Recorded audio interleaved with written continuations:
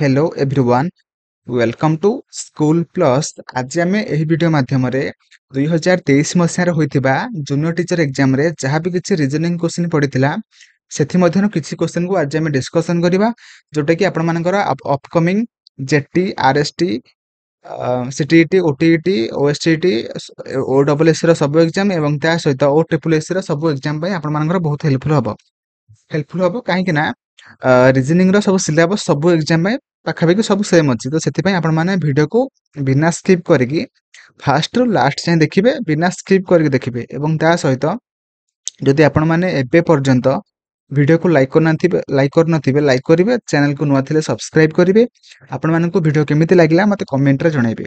चलंतु video start करबा। प्रथम question अछि how is Muskan related to Muskan's husband's father in law's wife माने से कहिछि कि मुस्कान स्वामी के स्वामीर ससुर स्त्री माने ता स्वामीर कौन हम ना सासू हम।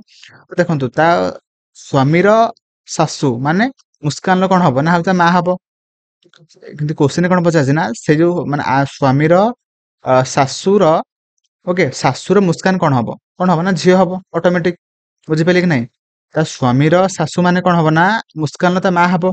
तो कि क्वेश्चन कौन पचार ना से जो ता स्वामीर सासू सासुर मुस्कान कौन हम तो से ऑप्शन सीटा हमर सठिक आंसर हम कहीं डॉक्टर हम। ओके तो माने ता स्वामीर सासुर माने मुस्कान कौन हम ना तार झील हम। ओके बुझिपाइले जदि आपण मन पचार था कि तार हजबैंड रो माँ रो मुस्कान कौन हम तो सेते बेले कौन होता ना डॉक्टर इन लॉ होता कारण ता हजबैंड रो माँ रो जदि देखिबा हमें तो तार माने मुस्कान सासू हम तो ता सासुर मुस्कान कौन हम ना हमर हेजिवो डॉक्टर इन लॉ। किंतु एठी कोन पचार ना हमर ता स्वामीर सासू माने आर माँ हम तो ता माँ रो मुस्कान कौन हम ना तार झियो हम तबे हमर ऑप्शन सी हेजिवो सठिक आंसर हेजिवो। ओके तो बुझबाकू चेष्टा करिवे ते कूल माइंड रे बुझिबे। ओके तो परवर्ती क्वेश्चन कहिछि जो चित्रटा नाही कि देखुछन्ते आपण माने से चित्रटा आपण मानकर एई चारोटी चित्र मध्यनु केउठी अछि कोठी अछि ते खोजंतु एठी तो नाही। ओके एठी भी तो नाही एठी तो नाही। ओके कारण देखंतु एटा ऊपर गुडा छोट अछि। ओके किंतु एठी हमर मूलरे छोट अछि तो सेति पय हमर एटा हबो ने तो हमर बळिला कोड ना एटा। ओके ऑप्शन जोटा हमर 4 नंबर डायग्राम टा हमर सठिक आंसर हबो जोटा कि 4 नंबर डायग्राम कोठी अछि ना हमर ऑप्शन बी रे अछि सेति पय हमर ऑप्शन बी टा हमर हेजबो सठिक आंसर। ओके ता परवर्ती क्वेश्चन कहिछि आयरन माध्यम रे हमर कोन हेतै ना एनीमिया लोडिन डिजीज होइथाय सेहीपरि भाव में आयोडीन अभाव में क्यों रोग होता है। देखो option B sorry beriberi रोगटा आम क्या मध्यम होता है क्यों विटामिन अभाव होता है ना विटामिन बी अभाव होता है गोइटर जोटा कि आम आयोडीन जोटा कि आप क्वेश्चन पचार। ओके जोटा कि आप क्वेश्चन पचार रिकेट्स जोटा कि विटामिन विटामिन डी अभाव होता है विटामिन डी अभाव में आम रिकेट्स होता है से आपको ये पचार कौन ना पचार आयोडीन तो से ऑप्शन बी हो सठिक आंसर कहीं आयोडीन अभाव में आमर गॉइटर रोग होता है। ओके बुझिपाइले तो परवर्ती क्वेश्चन को जीवा। परवर्ती क्वेश्चन कहिछि हमर कोडिंग एंड डिकोडिंग को नेकी क्वेश्चन अछि कि तो देखंतु सॉरी नंबर सीरीज को नेकी अल्फाबेट सीरीज को नेकी क्वेश्चन अछि। देखंतु एठी फास्ट कोन हेछि ना ए हेछि हमर ए गोटे छाडी कि सी हेछि सी टा गोटे छाडी कि हमर ई हेछि तो हमर ई टा गोटे छाडी कि जी हेछि तो सही परि भाव रे हमर गोटे छाडी कि कोन हबो ना एच छाडी कि जी एच आई हबो। ओके तो गोटे गोटे छाडी कि हमर माने अल्फाबेट होइछि तो सही परि भाव रे आर टा हमर क्यू हेछि माने गोटे कमिछि क्यू टा हमर गोटे कमिछि पी हेछि तो पी टा हमर गोटे कमिछि ओ हेछि तो एबे ओ टा गोटे कमिबो केते हबो ना एन हबो एन परे हमर ओ आसे तो सेति पय हमर एन हबो सेति पय हमर सठिक आंसर कोन हबो ना होचे I N option D will be right answer I and N. Okay परवर्ती क्वेश्चन कहिछि रैंक को नेकी क्वेश्चन पचारछि। देखंतु श्रीकांत जे कि से कहिछि प्रथम आडु 14 नंबर रे अछि एवं से माने तळ आडु बा बटम रु से अछि 18 नंबर रे କିନ୍ତୁ ସେ ଏବେ କଣ ପଚାରିଛି ନା କହିଛି କି ଟୋଟାଲି କେତେ ଜଣ ପିଲା ସେଠି ଆଭେଲେବୁଲ ଅଛନ୍ତି ବା ପ୍ରେଜେଣ୍ଟ ଅଛନ୍ତି। କେମିତି ହବ ନା ଆମର ଦେଖନ୍ତୁ ଆପଣମାନଙ୍କୁ ମୁଁ କହିସାରିଥିଲି କି ଆମର କେମିତି ହବ ନା 14 ପ୍ଲସ୍ 18 କରିଦେବେ ଆଣ୍ଡ ଯୋଉ ଆମର ଶ୍ରୀକ୍ରାନ୍ତକୁ ଯୋଉ ଆମର ଦିଥର ଗଣା ଯାଇଥିଲା ତାକୁ ଆମେ ମାନେ ଗୋଟେ ଥର ଗଣିବା, ସେଥିପାଇଁ ଆମେ ଗୋଟେ ମାଇନସ କରିଦେଲେ। ଓକେ, ତ 18ରେ 14 ମିଶେଇଲେ କେତେ ହବ ନା ଆମର 32, 32 ମାଇନସ 1 ଯୋଉଟା କି ଆମର କେତେ ହବ ନା ଆମର 31। ତ ଆମର ସଠିକ ଆନ୍ସର କେତେ ହବ? ଅପସନ ସି ହେଇଯିବ 31। ଓକେ, 31। ଏଠି ଆପଣ ମାନଙ୍କର ଷ୍ଟେଟମେଣ୍ଟ ଆଣ୍ଡ କନକ୍ଲୁଜନ କୁ ନେଇକି କ୍ୱେଶ୍ଚିନ୍ ପଚାରିଛି। କରିବା ଦେଖନ୍ତୁ, ଫାଷ୍ଟ ସେ କହିଛି କି ଆମର ମୁଁ ଆପଣମାନଙ୍କୁ ଯେମିତି ଡାଇଗ୍ରାମ କରୁଛି ଆପଣମାନେ ସେହି ପ୍ରୋସେସରେ ଡାଇଗ୍ରାମ କରିବେ। ଆପଣମାନେ ସବୁ କିଛି ମାନେ ସେଇ ପ୍ରୋସେସରେ କଲେ ଆପଣମାନଙ୍କର କୌଣସି ବି କ୍ୱେଶ୍ଚିନ୍ ବି ଗୋଟେ ହେଲେ ବି ଭୁଲ ହବନି, ମାନେ ସବୁ ଠିକ ହବ। ଦେଖନ୍ତୁ ଆମର ଫାଷ୍ଟ ଯୋଉ ଆମର ଷ୍ଟେଟମେଣ୍ଟ ଦେଇଛି କି କହିଛି ଅଲ୍ ଆକ୍ଟର୍ସ, ମାନେ ଅଲ୍ ସବୁ ଆକ୍ଟର, ମୁଁ ଏ ଲେଖିଦେଲି ଆକ୍ଟର ବଦଳରେ। ତ ଅଲ୍ ଆକ୍ଟର ଗୁଡିକୁ ଆମେ ସେ କଣ କହିଛି ନା ଆର୍ ଭିଲିଆନ୍ସ। ଓକେ, ତ ଅଲ୍ ଆକ୍ଟର ଗୁଡିକୁ ଆପଣମାନେ ଭିଲିଆନ ଲେଖିପାରିବେ। ଦେନ୍ ସେ କହିଛି କି ଅଲ୍ ଭିଲିଆନ୍ସ ଆର୍ ଫ୍ୟାନ୍ସ। ଓକେ, ତ ଅଲ୍ ଭିଲିଆନ୍ସ ଗୁଡିକ ସବୁ କଣ ନା ଆମର ଫ୍ୟାନ୍ସ। ଓକେ, ବୁଝିପାରିଲେ? ଏବେ କନକ୍ଲୁଜନ କଣ ଦେଇଛି କହିଛି all the actors are fans. All actors ମାନେ ଏଇଟା ଆମର ଆକ୍ଟର, ତ ଅଲ୍ ଆକ୍ଟର ଗୁଡିକ ଫ୍ୟାନ୍ ହେଇପାରିବେ। ଠିକ ଅଛି ଆମର। ଓକେ, ତ ଫାଷ୍ଟ ଆମର ଏଟା ଠିକ ଅଛି। ଦେନ୍ କହିଛି ନୋ ଭିଲିଆନ୍ସ ଆର୍ ଫ୍ୟାନ୍ସ, ମାନେ ଦେଖନ୍ତୁ ଆମର ସବୁ ଅଲ୍ ଅଛି ମାନେ ଆପଣ ମାନେ ସମ୍ କୁ ବି କରିକି ମାନେ ଯଦି ସମ୍ ଥିବ ଅପସନରେ ତ ସେଟା ସଠିକ ଆନ୍ସର ହେଇପାରିବ। କିନ୍ତୁ ଯେହେତୁ ଆମର ଷ୍ଟେଟମେଣ୍ଟରେ ନୋ କିଛି ଦେଇନି ତ ଆମର କନକ୍ଲୁଜନରେ ସେମିତି କିଛି ନୋ ହବ ନାହିଁ। ଓକେ, ସେଥିପାଇଁ ଆମର କେବଳ ଓନ୍ଲି ୱାନ୍ କନକ୍ଲୁଜନଟା ଆମର ଫଲୋ କରୁଛି, ତ ସେଥିପାଇଁ ଆମର ଅପସନ ଏଟା ଆମର ସଠିକ ଆନ୍ସର ହବ। ତ ପରବର୍ତ୍ତୀ କ୍ୱେଶ୍ଚିନ୍ କହିଛି ଆମର କହିଛି W. W means plus, x means minus, y means multiply and z means divide। Okay, ତ ଏଇଠି ଆମେ ମାନେ ସବୁ ଭ୍ୟାଲୁ ଗୁଡିକୁ ପୁଟ୍ କରିବା। ଓକେ, ତ ଫାଷ୍ଟ କଣ ଅଛି ନା 5y 2 w 4 x 10 z and 5। କେମିତି କରିବା ଦେଖନ୍ତୁ, ଆମେ ମାନେ 5 ଫାଷ୍ଟ ଲେଖିଲି, y ଜାଗାରେ ମୁଁ କଣ ପୁଟ୍ କରିବି ନା ମଲ୍ଟିପ୍ଲାଇ, ତ 2 w ଜାଗାରେ ମୁଁ କଣ ପୁଟ୍ କରିବି ପ୍ଲସ୍ 4, ତ x ଜାଗାରେ ମୁଁ କଣ ପୁଟ୍ କରିବି ମାଇନସ୍, ତ -10 ଆଣ୍ଡ z ଜାଗାରେ ମୁଁ କଣ ପୁଟ୍ କରିବି ନା ଡିଭାଇଡ। ଓକେ, ତେବେ ଆମେ ମାନେ ହଗୁ ମିଫେକୁ ନେଇକି ଫାଷ୍ଟ କରିବା, ତ ଫାଷ୍ଟ ଆମେ ହରଣ କରିବା, ତାପରେ ଗୁଣନ କରିବା, ତାପରେ ମିଶ୍ରଣ କରିବା, ତାପରେ ଫେଡାଣ କରିବା। ତ 5 ଦୁଲେ 10 ପ୍ଲସ୍ 4, 10 ରେ 5 କଟିଲେ କେତେ ହବ ନା 2, 10 ପ୍ଲସ୍ 4 ଯୋଉଟା କି 14 ମାଇନସ୍ 2 ଯୋଉଟା କି ଆମର କେତେ ଆନ୍ସର ବାହାରିବ ନା ଆମର 12। ଓକେ, ତ ଆମର option A will be right answer 12 ହେଇଯିବ ସଠିକ ଆନ୍ସର।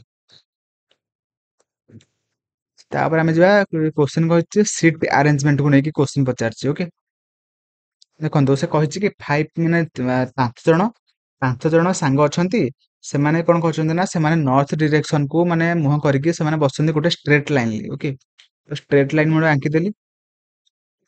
ଓକେ, ତ ଏଠି ଜଣେ ବସିଛି, ଏଠି ଜଣେ ବସିଛି, ଏଠି ଜଣେ ବସିଛି ଆଣ୍ଡ ଏଠି ଜଣେ ବସିଛି, ଏଠି ଜଣେ ବସିଛି। ବୁଝିପାରିଲେ? ତ ସେ ତାପରେ କହିଛି ତନୁଜ, ଯିଏ କି ଆମର ଏଇ sitting at extreme right end of the straight line, ମାନେ ଆମର ତନୁଜ କୋଉଠି ବସିଛି ନା ହଉଛି ସେ ଏକ୍ସଟ୍ରିମ ମାନେ ସବୁଠାରୁ ଡାହାଣ ପଟେ ସେ ବସିଛି, ମାନେ ଡାହାଣ ପଟ ସାଇଡ ରେ ସେ ବସିଛି। ତ ଏଇଠି ମୁଁ ଲେଖିପାରିବି ତନୁଜ। ଓକେ, ବୁଝିପାରିଲେ? ଦେନ୍ ମୁଁ କଣ କରିବି, ତାପରେ କହିଛି କି ଆମର Samit is sitting second to the left of the Tanuj, ମାନେ second left of the Tanuj ରେ କିଏ ବସିଛି ନା ଆମର ବସିছে ସମିତ, ମାନେ ଗୋଟେ ଛାଡିକି, ମାନେ ସେକେଣ୍ଡ ମାନେ କହିଛି ନା, ତ ଏଇଠି ମୁଁ ସମିତ ଲେଖିପାରିବି। ଓକେ, ତ ସମିତର ସେକେଣ୍ଡ ଲେଫ୍ଟ। ଓକେ, ମାନେ ତନୁଜର ସେକେଣ୍ଡ ଲେଫ୍ଟ ସାଇଡ ରେ କିଏ ବସିଛି ନା ସମିତ ବସିଛି। ଓକେ, ତ ଗୋଟେ ଛାଡିଲେ ଆଉ ଗୋଟେ ବସିଲି, ଏଟା ଫାର୍ଷ୍ଟ ଏଟା ସେକେଣ୍ଡ। ଓକେ, ତାପରେ କହିଛି Purab is sitting between Samit and Tanuj. Purab କୋଉଠି ବସିଛି ନା ଆମର ମାନେ ସମିତ ଆଣ୍ଡ ତନୁଜର ମଝିରେ ବସିଛି, ତ ଏଠି ମୁଁ ପୂରବ ଲେଖିପାରିବି। ଓକେ, ଦେନ୍ ମୁଁ କଣ କରିବି, ତାପରେ କହିଛି କି Niraj is not sitting at any of the extremely end of the straight line. ଦେଖନ୍ତୁ ନିରଜ ମାନେ କୋଉଠି ମାନେ କୋଉ ସାଇଡ ରେ ସେ ବସିନାହିଁ, ମଝିରେ ବସିଛି। ତ ସେଥିପାଇଁ ଦେଖନ୍ତୁ ଗୋଟେ ସାଇଡ ରେ ତ ତନୁଜ ବସି ସାରିଛି, ତ ଆଉ ଗୋଟେ ସାଇଡ ତ ଫାଙ୍କା ଅଛି, ଏଠି ତ ନିରଜ ବସିବନି, ତାର କୋଉଠି ବସିବ, କୋଉଠି ନା ଆମର ଏଇଠି ବସିବ, ଗୋଟେ ଜାଗା ଫାଙ୍କା ଅଛି। ବୁଝିପାରିଲେ? ତାପରେ କହିଛି Ramesh does not sit at the extremely right end. Okay, ତ ରମେଶ को ଡାହାଣ ପଟେ ବସିନାହିଁ, ସେ ମାନେ ସବୁଠାରୁ ବାମ ପଟେ ବସିଛି, ମାନେ ଡାହାଣ ପଟେ ବସିନାହିଁ ମାନେ ଆଉ ତ ଗୋଟେ ଜାଗା ଫାଙ୍କା ଅଛି ନା, ଏଇଠି ଫାଙ୍କା ଅଛି, ତ ଏଇଠି ସେ ବସିଥିବ, ବାମ ପଟେ ବସିଥିବ, ତ ମୁଁ ଏଠି ରମେଶ ଲେଖିପାରିବି। ତ ଏବେ ସେ ପଚାରିଛି କି ଆମର ହୁ is sitting immediately on the right side of the Ramesh, ମାନେ ରମେଶର ରାଇଟ୍ ସାଇଡ୍ ରେ କିଏ ବସିଛି, ଏଟା ଇଏ ହେଉଛି ରମେଶ, ତ ରାଇଟ୍ ସାଇଡ୍ ରେ କିଏ ବସିଛି ନା ଆମର ନିରଜ, ତ ସେଥିପାଇଁ ଆମର ଅପସନ ବି ହେଇଯିବ ସଠିକ ଆନ୍ସର। ମୋର ଆଶା ଆପଣମାନେ ଠିକ ଭାବରେ ବୁଝିପାରିଥିବେ।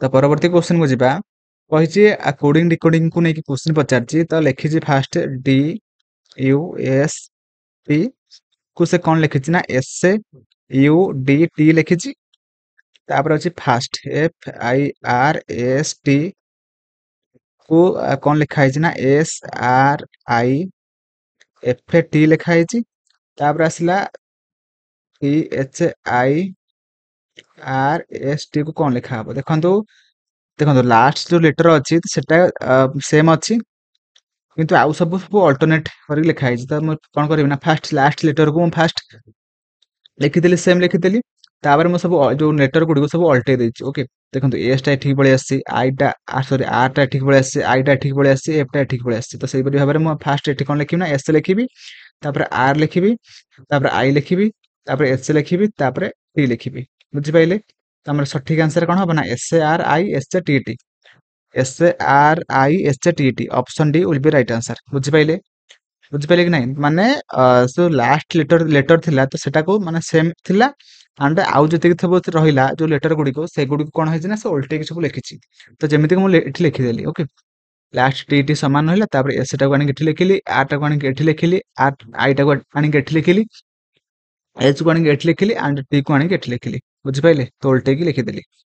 ତ ଲାଷ୍ଟ क्वेश्चन କୁ ଯିବା, କହିଛି 8 ଆଉ ଥରେ ଲେଖିଦଉଛି क्वेश्चन को 8 24 48 120, ତ ନେକ୍ସଟ ନମ୍ବରଟି କଣ ହବ ଦେଖନ୍ତୁ, ମୁଁ ଆପଣମାନେ କେମିତି କରିବେ ଦେଖନ୍ତୁ, 3 ର ସ୍କୋୟାର ମାଇନସ୍ 1 କେତେ 9 ମାଇନସ୍ 1 ଯୋଉଟା କି କେତେ ନା ହଉଛି 8, ନେକ୍ସଟ ଆସିଲା କେତେ 3 ପରେ ପ୍ରାଇମ ନମ୍ବର କଣ ଆସିବ ନା 5, 5 ର ସ୍କୋୟାର ମାଇନସ୍ 1 ଯୋଉଟା କି 25 ମାଇନସ୍ 1 ଯୋଉଟା କି କେତେ ହବ ନା 24 ହବ, ବୁଝିପାରିଲେ? ନେକ୍ସଟ ଆସିଲା କି 7, 3 ପରେ 5 ଆସିଲା ପ୍ରାଇମ ନମ୍ବର, 5 ପରେ 7 ଆସୁଛି ପ୍ରାଇମ ନମ୍ବର, ତ 7 ର ସ୍କୋୟାର ଯୋଉଟା କି 49 ମାଇନସ୍ 1 ଯୋଉଟା କି କେତେ ନା 48, ଦେନ୍ ଆସିଲା 11 ସରି ହଁ 11, ତ 11 ର ସ୍କୋୟାର ମାଇନସ୍ 1 ଯୋଉଟା କି କେତେ ବାହାରିବ ନା ଆମର 121 ମାଇନସ୍ 1 ଯୋଉଟା କି 120, ବୁଝିପାରିଲେ? ନେକ୍ସଟ ଆସିଲା 13। ଓକେ, 13 ହେଇଯାଉଛି ତାର ମାନେ 11 ପରେ ଯୋଉ ପ୍ରାଇମ ନମ୍ବର, ତ ସେଥିପାଇଁ ଆମର 13 ର ସ୍କୋୟାର ଯୋଉଟା କି 169 ମାଇନସ୍ 1 ଯୋଉଟା କି 165। ଓକେ, ସଠିକ ଆନ୍ସର କଣ ହବ ନା ଆମର ଅପସନ ବି ହେଇଯିବ ସଠିକ ଆନ୍ସର। ତ ମୋର ଆଶା ଆପଣମାନେ ଯୋଉ ଗୋଟେ ସେଟ ରେ ଥିବା ସବୁ ରିଜନିଂ क्वेश्चन କୁ ଠିକ ଭାବରେ ବୁଝିପାରିଥିବେ। ଯଦି ବୁଝିପାରିନାହାନ୍ତି ଆଉ ଥରେ ଫାଷ୍ଟରୁ ଦେଖନ୍ତୁ, ମୋର ଗ୍ୟାରେଣ୍ଟି ଆପଣମାନେ ସବୁ କିଛି ଠିକ ଭାବରେ ବୁଝିପାରିବେ। ତ ଚାଲନ୍ତୁ ଦେଖାହବ ନେକ୍ସଟ ଭିଡିଓରେ। ଭିଡିଓ ଭଲ ଲାଗିଥିଲେ ଲାଇକ୍ କରିବେ, ଚ୍ୟାନେଲକୁ ନୂଆ ଥିଲେ ସବସ୍କ୍ରାଇବ କରିବେ। ଆପଣମାନଙ୍କ ଭିଡିଓ କେମିତି ଲାଗିଲା ମତେ କମେଣ୍ଟରେ ଜଣାଇବେ। ଥ୍ୟାଙ୍କ ୟୁ, ଜୟ ଜଗନ୍ନାଥ।